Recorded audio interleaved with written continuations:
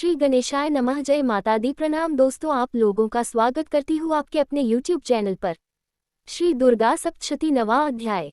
निशुंभ वध। राजा ने कहा, हे ऋषिराज, अपने रक्तबीज के वध से संबंध रखने वाला वृतांत मुझे सुनाया। अब मैं रक्तबीज के मरने के पश्चात क्रोध में भरे हुए शुंभ व निशुंभ ने जो कर्म किया वह सुनना चाहता हूँ। महर्षि मेघा ने कहा, रक्तबीज के मारे जाने पर शुंभ और निशुंभ को बड़ा क्रोध आया और अपनी बहुत बड़ी सेना का इस प्रकार सर्वनाश होते देखकर निशुंभ देवी पर आक्रमण करने के लिए दौड़ा।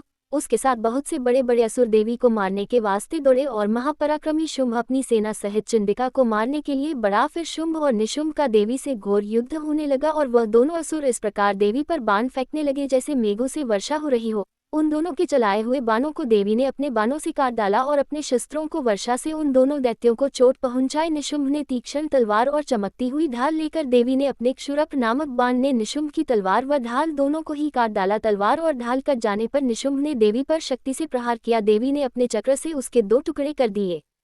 फिर क्या था, दैत्य मारे क्रोध के जल भून गया और उसने देवी के मारने के लिए उसकी ओर शूल फेंका, किंतु देवी ने अपने मुके से उसको चूर चूर कर डाला। फिर उसने देवी पर गदा से प्रहार किया। देवी ने त्रिशूल से गदा को भस्म कर डाला। इसके पश्चात वह फरसा हाथ में लेकर देवी की ओर लपका। देवी ने अपने तीखे बाणों से उसे धरती पर सुला दिया। अपने पराक्रमी भाई निशुंभ के इस प्रकार से मरने पर शुंभ क्रोध में भरकर मारने के लिए दौड़ा। वह रथ में बैठा हुआ उत्तम आयुधों से सुशोभित अपनी 8 बड़ी बड़ी भुजाओं से सारे आकाश को ढके हुए था। शुंभ को आते हुए देखकर देवी ने अपना शंख बजाया और धनुष की टिनकोर का भी अत्यंत दुस्सह शब्द किया। साथ ही अपने घंटे के शब्द से, जो कि संपूर्ण दैत्य सेना के तेज को नष्ट करने वाला था, संपूर्ण दिशाओं को व्याप्त कर दिया।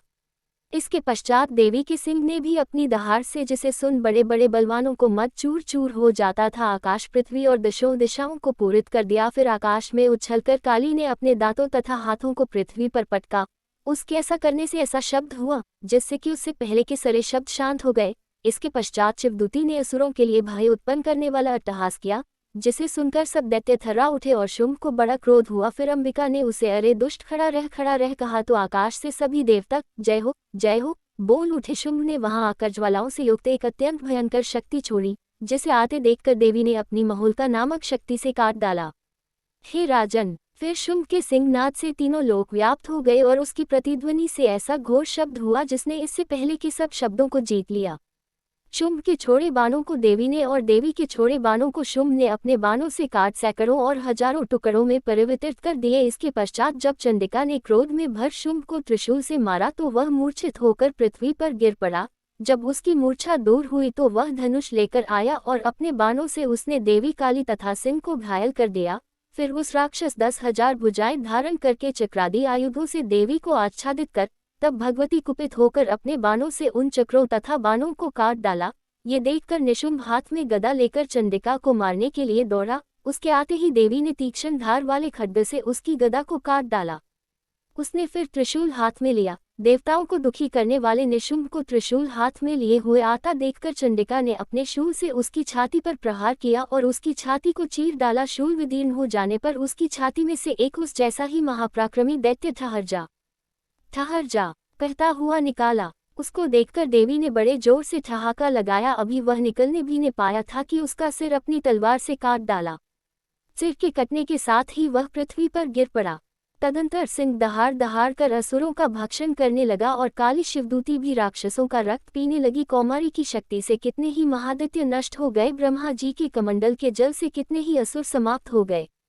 कई दैत्य माहेश्वरी के त्रिशूल से विदीर्ण होकर पृथ्वी पर गिर पड़े और कई बाराही के प्रहारों से छिन्न भिन्न होकर धराशाय हो गए। वैष्णवी ने भी अपने चक्र से बड़े बड़े महापराक्रमियों का कचूमर निकालकर उन्हें यमलोक भेज दिया और ऐन्द्री से कितने ही महाबली राक्षस टुकड़े टुकड़े हो गए। कई दैत्य मारे गए, कई भाग गए, कितने ही काली शिवदूती और सिंह ने भक्षण कर लिए। इति श्री दुर्गा सप्तशती 9वां अध्याय समाप्तम।